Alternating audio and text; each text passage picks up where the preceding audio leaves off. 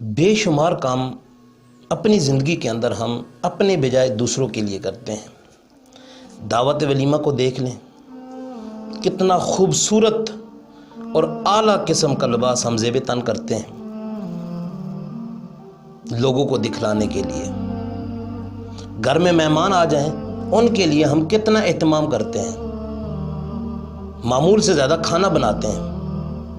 صرف تعریفی جملے سننے کی خاطر ہم اتنا زیادہ ان کے لیے اہتمام کرتے ہیں۔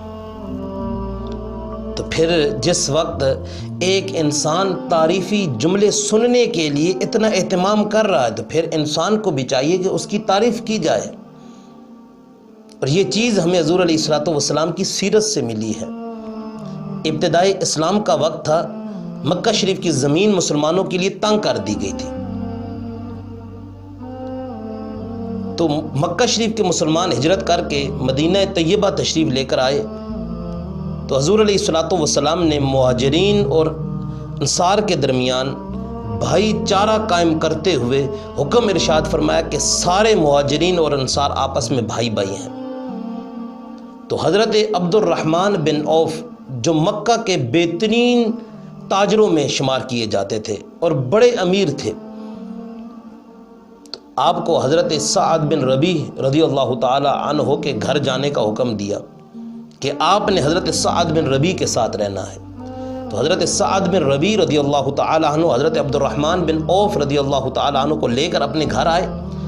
تو بولا بھائی یہ مال ہے ہمارا، اس مال کے دو حصے کرتے ہیں، ایک حصہ آپ کا ہے، دوسرا حصہ میرا ہے۔ تو حضرت عبد الرحمن بن عوف رضی اللہ تعالی عنہ، کیونکہ یہ ایک مکہ کے بہترین تاجر تھے، ان کے پاس بہت زیادہ تجارت کے کلیے تھے، انہوں نے ان کلیوں کو استعمال کرتے ہوئے اپنے بھائی حضرت سعد بن ربیع رضی اللہ تعالی عنہ سے کہا کہ مجھے بازار کا رستہ بتائیں، بازار کدھر ہے۔ آپ بازار گئے، سامان خریدا، آ کے نفع پہ بیچا، کچھ دن گزرے، آپ پھر اسی طرح مالدار ہو گئے۔ حضور علیہ الصلوۃ والسلام کی بارگاہ میں تشریف لے کر گئے، عرض کرتے ہیں یا رسول اللہ صلی اللہ تعالیٰ علیہ وسلم، میں نکاح کرنا چاہتا ہوں، مجھے کسی انصار عورت سے نکاح کرنا ہے۔ تو حضور علیہ الصلوۃ والسلام خوش ہوئے کہ ابھی چند دن ہوئے ہیں، ابھی مالی حالت اتنی مضبوط نہیں ہے کہ ہم یہ قدم اٹھائیں۔ تو حضرت عبد الرحمن بن عوف رضی اللہ تعالی عنہ سے حضور علیہ الصلوۃ والسلام نے پوچھا کہ عبد الرحمن، حق مہر دینے کے لیے کیا ہے، کیا دو گے حق مہر میں؟ تو حضرت عبد الرحمن بن عوف رضی اللہ تعالی عنہ عرض کرنے لگے یا رسول اللہ صلی اللہ تعالی علیہ وسلم، ایک کھجور کی گٹلی کے برابر میں نے سونا دینے کا ارادہ کیا ہوا ہے۔ ولیمے کے لیے کیا ہے؟ عرض کی یا رسول اللہ صلی اللہ تعالی علیہ وسلم، ایک بکری ہے، ولیمہ کرنے کے لیے بکری رکھی ہوئی ہے۔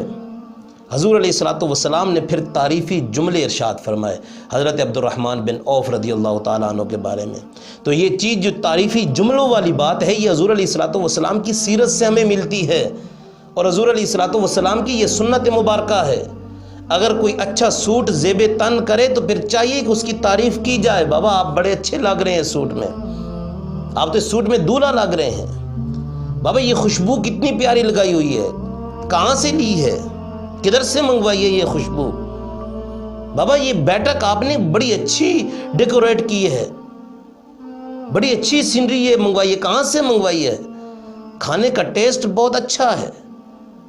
شادی کے بعد دولہا اس غرض سے اپنے گھر سے باہر نکلتا ہے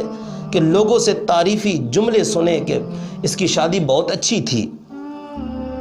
تو پھر جس وقت یہ اہتمام لوگ کرتے ہیں اپنے بجائے دوسروں کے لیے، دوسروں سے تعریف سننے کے لیے، تو پھر ایک انسان کو چاہیے کہ دوسرے کو خوش کرنے کے لیے اس کی تعریف کرے، اس کے حوصلے بلند کرے، اور اتنی بھی تعریف نہ کرے کہ لوگ مذاق بنانا شروع کر دیں، حد کے اندر رہ کر تعریف کرے اور اس کے حوصلوں کو بلند کرے۔ اور یہ ایک نسخہ بھی ہے، اگر آپ چاہتے ہیں کہ لوگ محبت کریں تو اس نسخے کو یاد رکھ لیں، دوسروں